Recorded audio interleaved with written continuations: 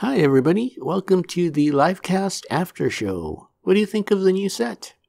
Can you see the twinkling stars up in the sky? Margaret doesn't have stars in her sky. She doesn't need any, because Margaret is a twinkling star. Anyway, I'm supposed to be sitting right here at the desk, but it takes a lot of work to pull out the green screen and set it up and everything. I don't actually have a green screen. I have to put like green wrapping paper up on the wall and everything, and I don't really have a lot of time. I'm trying to make a video, level up to level 7 in APOC, do laundry, and go to the grocery store and do all kinds of stuff at the same time. By the time you watch this video, I will be at level 7, because I'm already at level 6. Anyway, we'll talk more about that later on in the show. For now, let me introduce the cast in case you haven't watched the live cast, and then we'll watch the show together and you'll hear my commentary on the stuff. So let's get started. Hello. Hello, glorious Ashes community. How are you all doing today? Hopefully you're doing wonderful. We are having our development update live stream. Every month we do this, so if you're new to the channel, that's what we do on this channel. I'm Margaret Crone, the Community and Marketing Lead. I am Stephen Shreve, Creative Director. And I am Jeffrey Barr, Lead Game Designer. And I'm your unofficial content creator, Frank, aka Sunfrog. And the first big piece of news from the Twitchcast was the Creative Director's Letter. We have coming up as our Creative Director's Letter. We have that coming up soon as well. I know that we're going to try to get that out by the end of the month, but I know Stephen has It'll probably be the first week of next month. Typically, I would say, like, even though they're, the Creative Director's Letter is intended to be a quarter review, so they usually come within 1 week of the quarter finishing. Yeah. So yeah, I would say. And there are other fun things coming up in October as well. But I'll let Margaret tell you about that. And then we also have new cosmetics that we'll be swapping over. We'll give you guys an update when those things are happening as well. And we have something really fun that I know Sarah has been waiting to do. We are going to be having a October contest. So you'll be able to win some cool rewards. We are partnering up with another company who makes peripherals. And so we'll be having some cool rewards that you can win, as well as, doing like a fun contest. That's kind of my teaser for that. I know it's a little bit of an announcement, but it'll be coming soon. Nice. So like giveaways and stuff of keyboards and mice and maybe headphones and whatnot. If you guys watched my last video, you know that I won every piece of my computer on Gleam Sweepstakes. So those things work, and you should definitely enter. In the next part of the video, we're going to hear some disturbing words from Jeffrey. Pay close attention to when he growls. That's called being passive-aggressive.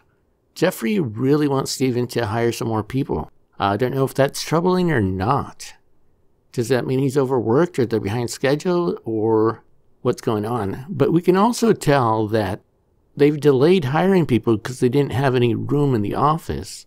A while back, Margaret said she had a standing desk and she was happy about it. Did they give her a standing desk because it's standing room only at the office? Have they not been hiring because there's nowhere to put people?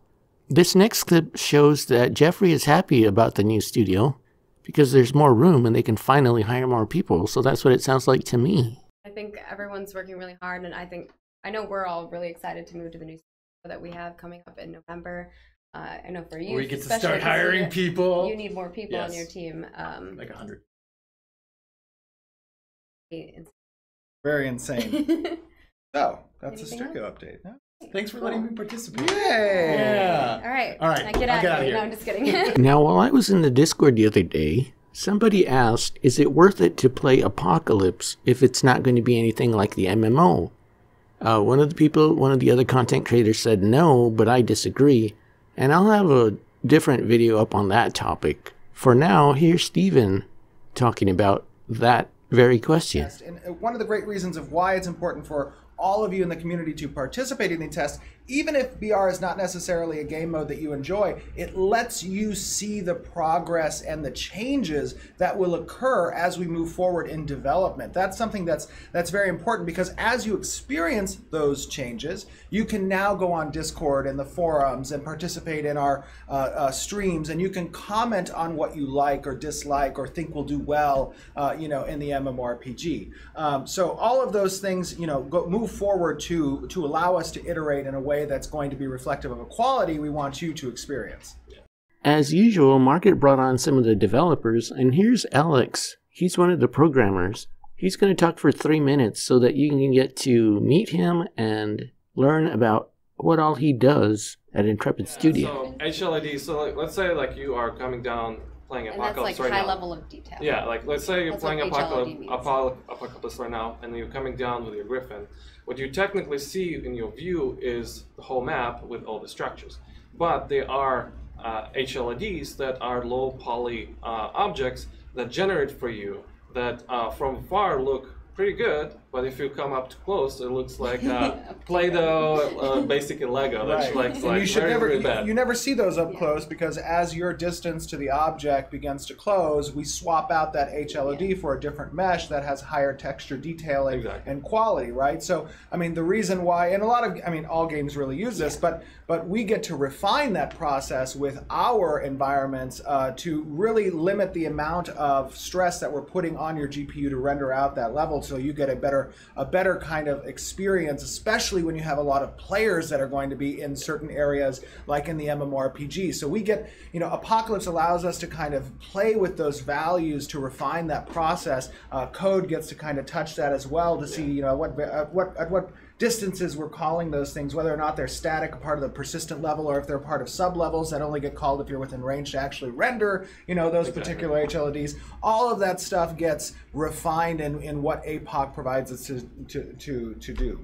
And then, I mean, the biggest reason why we actually have to modify what we currently have is because of a distractible environment that we have. Yes. So, for example, the walls, the buildings, we need to make sure that when you destroy a building and you go very far away, when you look back at it, you don't see it, because the plain HLID would show you, hey, the house is still there. Right. But in reality, you destroyed it. So we need to have a custom solution to be able to say, hey, this is no longer part of HLID anymore, so don't show it to everyone, and you know, and then reflect everything else as it is.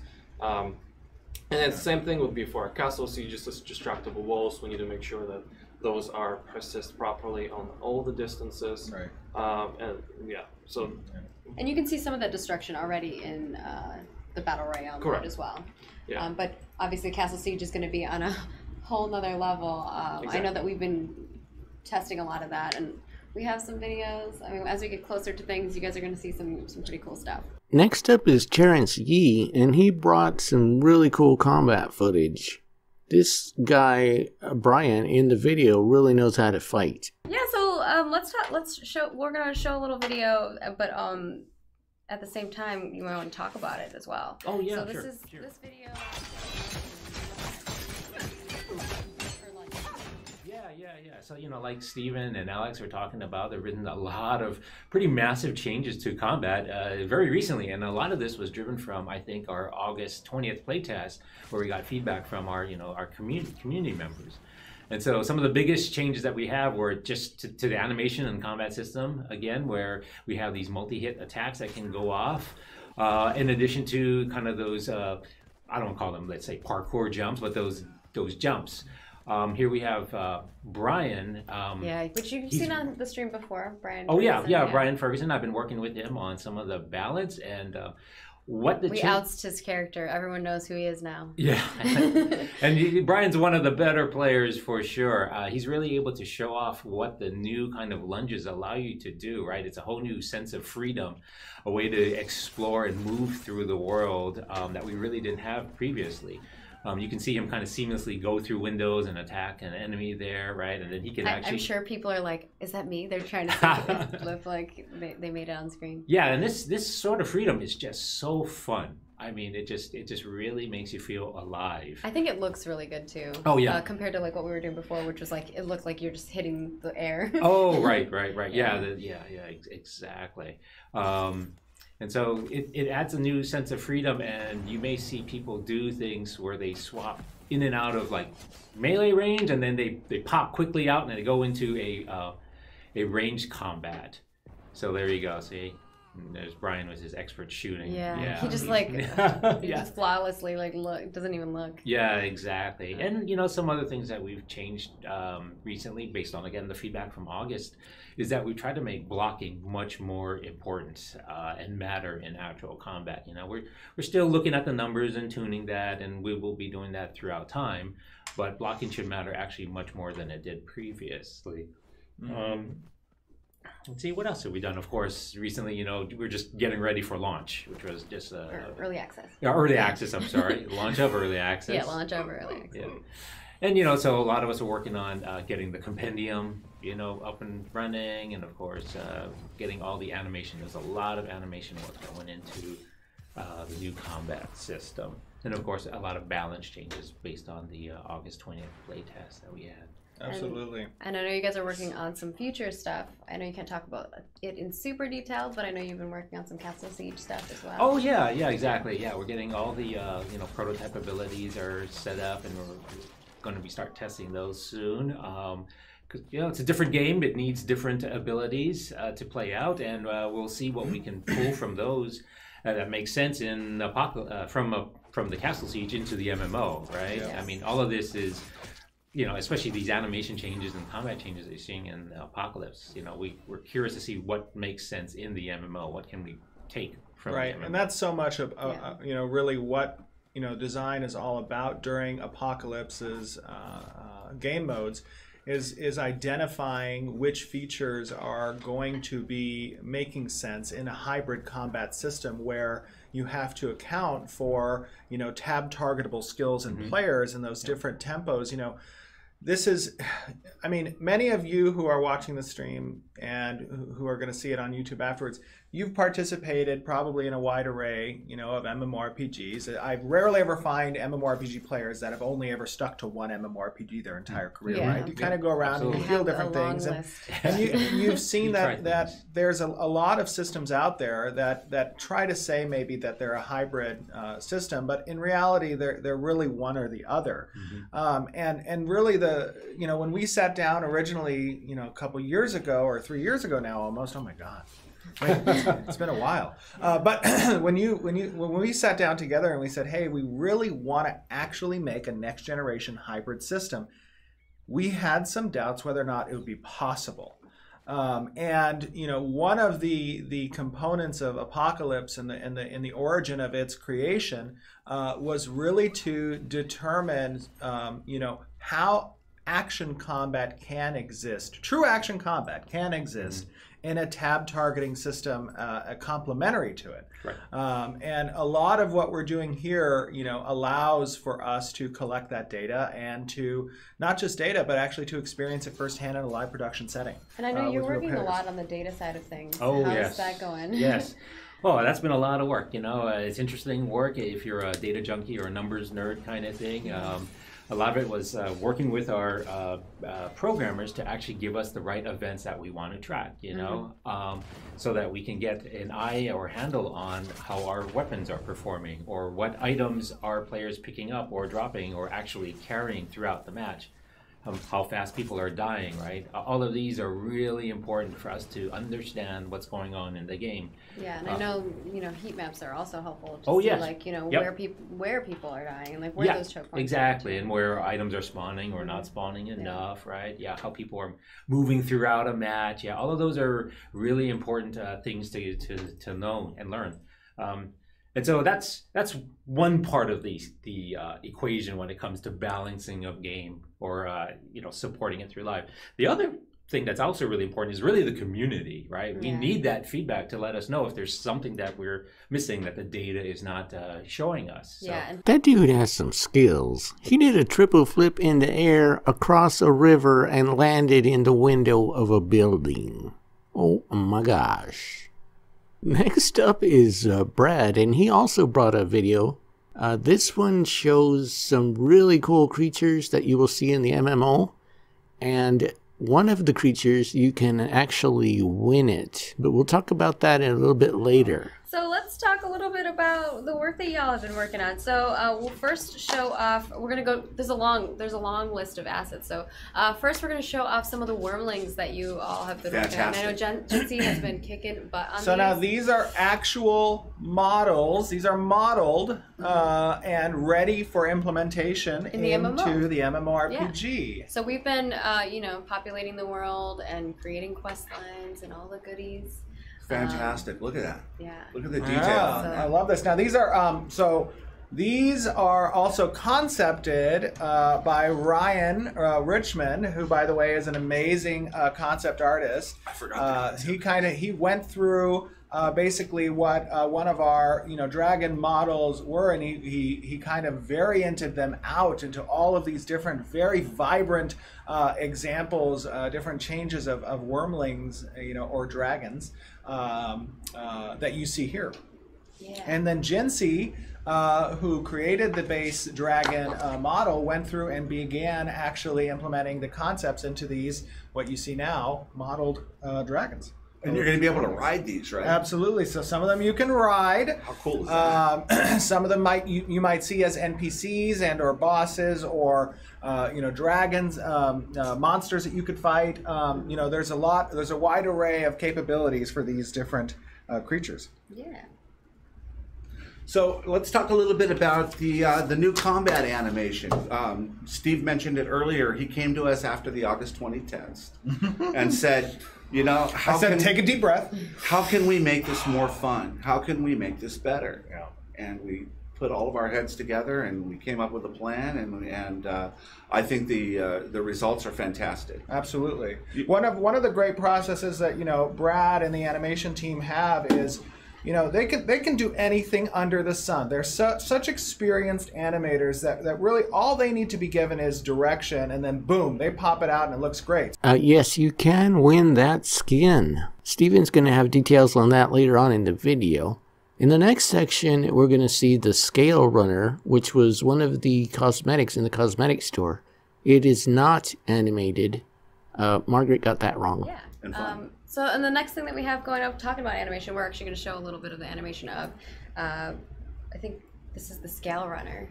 Do we have animation? I don't think we have animation. I don't know if we have animation. I have a video for him. Carson. So this is the scale runner that you guys may remember. I think it was almost a year ago, right?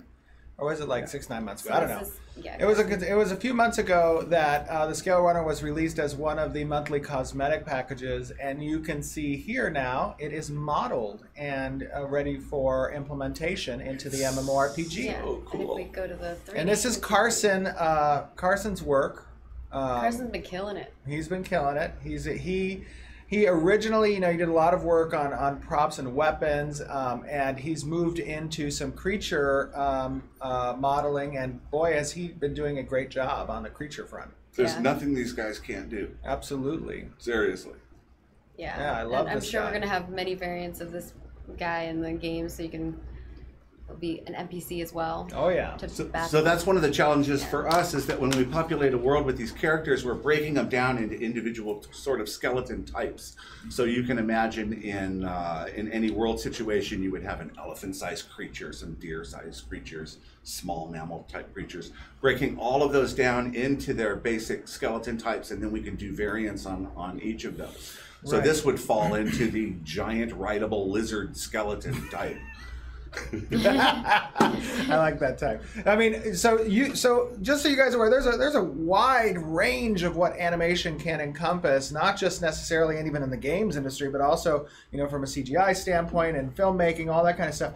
When we're talking about an MMORPG, though, we're talking about a whole host of creatures that have to get made. And we want to make sure that the process, the pipeline that allows for those creatures to come out in a timely manner include kind of typing like Brad was talking about, putting these guys into groups that can share the same skeleton or some complexity of that skeleton up and down. And are we showing this one now too? Oh, not yet. No, not yet. Oh, okay. So we're sorry, right side. Yeah. But that's going to make for a more alive world when Absolutely. you see lots and lots of creatures. And you can see we've already done some of the some of the work towards that for the MMORPG. When you see the little, what do they call the little pangolin?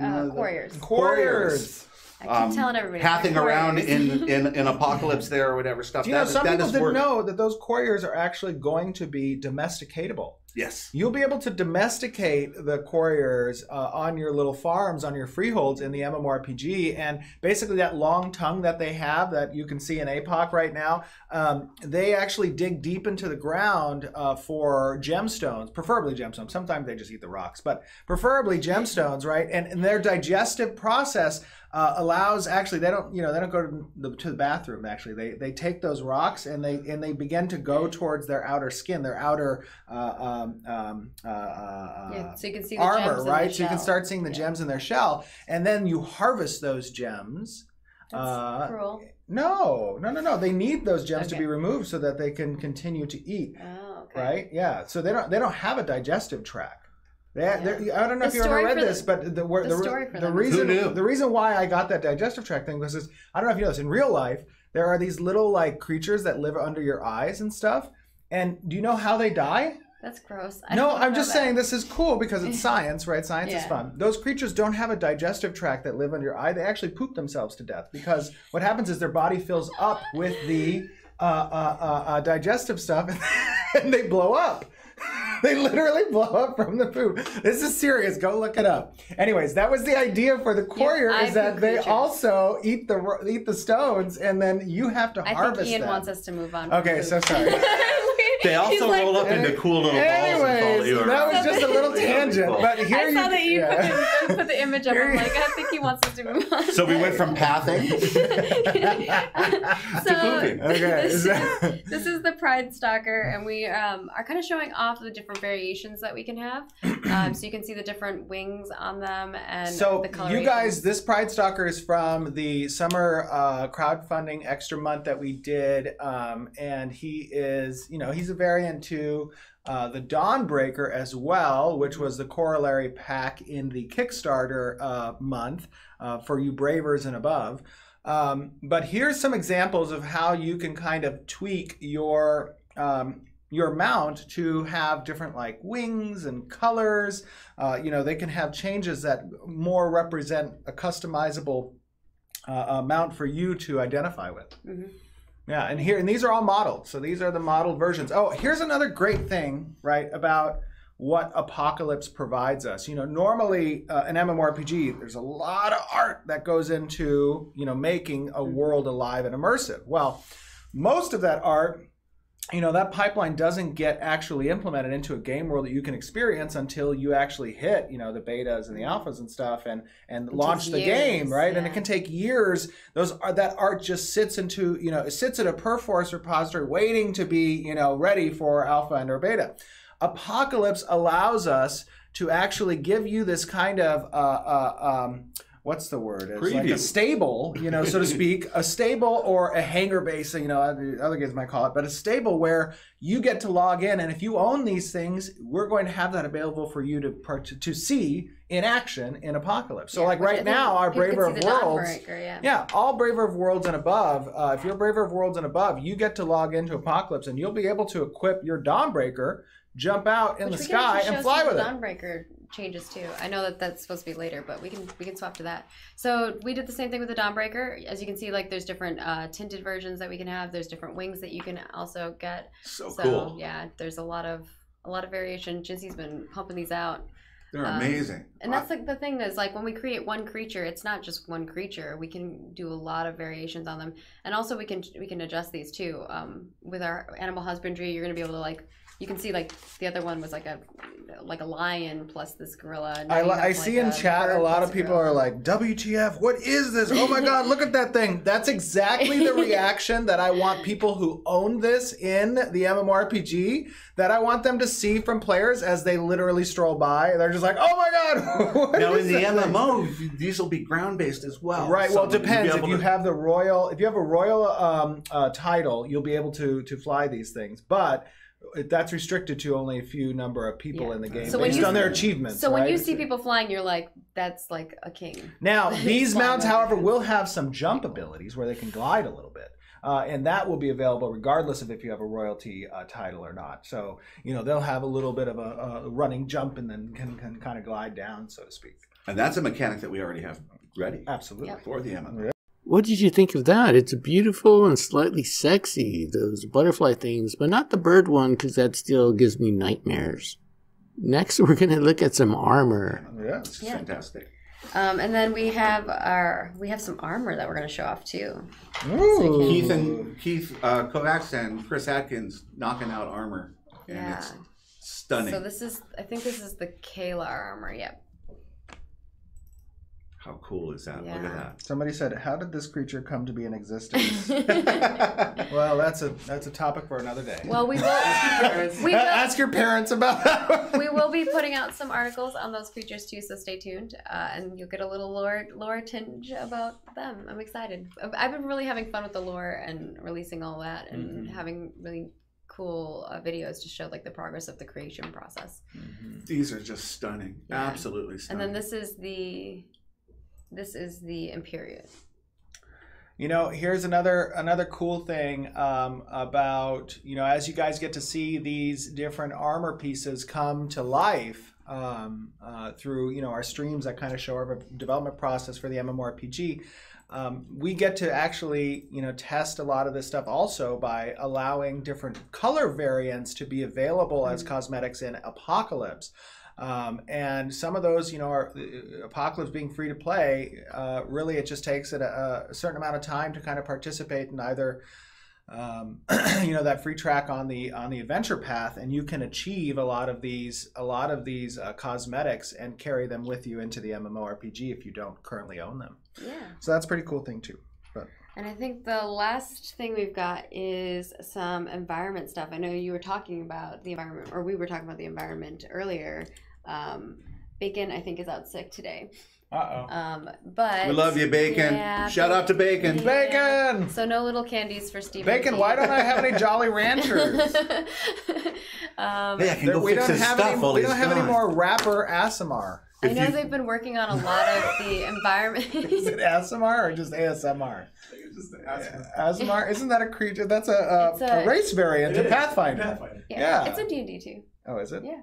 Well, Pathfinder. We have Pathfinder Space. So. I gotta say, in Apocalypse, I get killed more often looking at the environment stuff rather than paying attention to players coming to kill me. Yeah, it's so beautiful running around the world. All of the variety of environments and everything is just absolutely AAA top notch. Look at this, like, desert. Yeah, so they've been working on their desert terrain over the past month. We haven't done any streams about our variable biomes that are in the MMORPG master map, right? I know that we want to do like a video that's kind of showcasing that too. Yeah.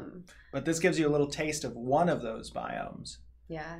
Can you just imagine looking in that direction and seeing a giant desert dragon start like running and flying at you? Yeah, props to the entire environment team, and also Nate Soriano doing fantastic simulation stuff with streams and ocean things, and because the way that our world is, it's like a lot of it can be auto-generated stuff. So for instance, like in a town, right, like if there's a river that goes through that town, then we have to figure out how buildings pop up around that, like a bridge comes over it, like things like that, so people can traverse.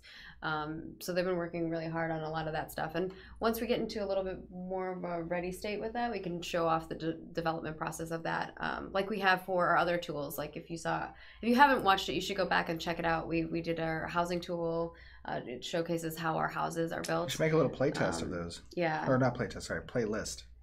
Oh yeah, there is. Oh, cool. Yeah. There you go. It's the Dev Diaries playlist. Nice. Yeah. Yeah. I got you. Yeah, see. But yeah, they've been working really hard on this. I know that they started with like the beach. They did a lot of like beach textures. Oh, look at that. And then they did the ocean. And let's live there. now they have all that. Yay.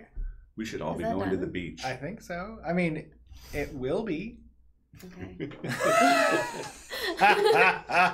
Hey, I want to emphasize again from the animator point of view how important this Apocalypse situation is. Everything that we're doing in Apocalypse is hardcore testing for the real MMORPG. And I've found previously that when we do things like arenas and we put people in a large area and we tell them to go fight, a lot of them go hide behind the bushes until the last 10 seconds. What are you talking about? That's the way you win. Okay. So guys, actually that's a great segue into kind of a promotion we're going to be doing this, this weekend is if you are going to be participating in Ashes of Creation Apocalypse, you have the opportunity to earn for free the Ember Storm Dragon. This is a mount skin that will be in the MMORPG, like all things in Apocalypse, and we will be giving it to everyone who achieves level 20 by September 30th. That is so cool. I know. Look how cool that is. That guy's pretty cool. You're not getting a hat. You know, you're not getting like a cool looking belt or something. Look at that. Absolutely. Wow. So we're going to have actually another announcement too, but we will save that announcement for after this weekend, probably. Yeah. Yes. Another reward. But basically, guys, we want to make sure that you understand, you know, just the amount of help that Apocalypse provides, our combat testing, our back-end testing, pretty much everything that goes into a foundational standpoint, many systems in the MMORPG. We want you to understand that and come and participate in that. And we want to make sure, you know, that we're providing, you know, it is a free-to-play experience, but we also want to make sure that you see, you know, the rewards that you can achieve in Apocalypse that will carry into the MMORPG. And this mount is just one of those examples. So we really want to reward you for helping us to kind of test these systems, and I think you know, incentivizing that with some free rewards that are possible if you just play APOC. Later on Twitter, they corrected themselves and said you only need to reach level 7 to unlock the skin. I think Steven misspoke because there's going to be another reward when you reach level 20, but that's just pure speculation. The next portion of the video is the questions and answers section, but I'm going to leave that for another video. In the meantime, here's the big bombshell from the question and answer session. The next question is from Karthos, who wants to know, are there any chances that we'll have ship and naval combat in Apocalypse? Like a little side It is mode? something that I've brought up. Yes. It is also, I mean, it's a perfect place to test that kind of stuff. That's what I'll say. I actually really like that idea. You know, we'll see. Yeah, so I mean, we have thought about it. Because we'll already be just to contextualize that question, right? The whole purpose of Apocalypse is it grants us the ability to siphon and silo out individual systems into their own game modes that can be presented for testing and data collection, as well as our fun. So naval combat as a system in and of itself is a fun system. It can stand alone as a game mode, particularly. So is there an opportunity it could be seen in APOC? Absolutely, there is an opportunity. The same thing with, you know, our Castle Siege, our Horde mode, our action combat testing in the Battle Royale. You know, all of those things are systems that can be plucked from the wide array that makes an MMORPG and allows us to test those things. And just really focus on that one part. Because, you know, naval combat's hard, and it's also kind of, you know, deserves its own attention. Right. Think about this, right? You know. Okay, did you hear all that? We may get naval combat in Apocalypse. How is that going to work? We come out of the sky on our griffins and land on a ship, and then steer that ship alongside another ship and jump them like pirates and have a big fight? I don't know, but that sounds really fun. Did you hear all that other stuff too? There could be other standalone modes and more things added to Apocalypse. Yeah. We want to, again, thank you all for helping us test. We really, really appreciate it. It means a lot to us. Don't forget that promotion for this weekend only. We'll send out messaging for that. Log in and play. It definitely helps us out for testing. If you enjoy the game, feel free to stop by Steam. You can leave us a review. And yeah, we appreciate everybody's help. Yeah, we're getting this thing done. Yes. Yeah, we'll be sending this out via email and social and stuff like that, so you'll get an update on it as well, and you can share it with all the people that you know as well, so that they know what's up. And get yourself an Ember Storm Dragon. It looks so badass. It does. It's pretty sick. It's really language. cool. No, I'm just kidding. Yeah, sorry. We're of course, follow us on all of the things at Ashes of Creation to keep up with all of the MMO news. We'll have some more goodies coming up in the next few weeks, so definitely tune into that. And then, of course, if you want to follow our Apocalypse goodness, you can check that out at AOC Apocalypse on all the places. So thank you all for tuning in. We'll see you next month for another live stream. Bye. And I'll see you soon in another video in a couple of days. Also, don't forget to subscribe to me on YouTube. Thanks for watching.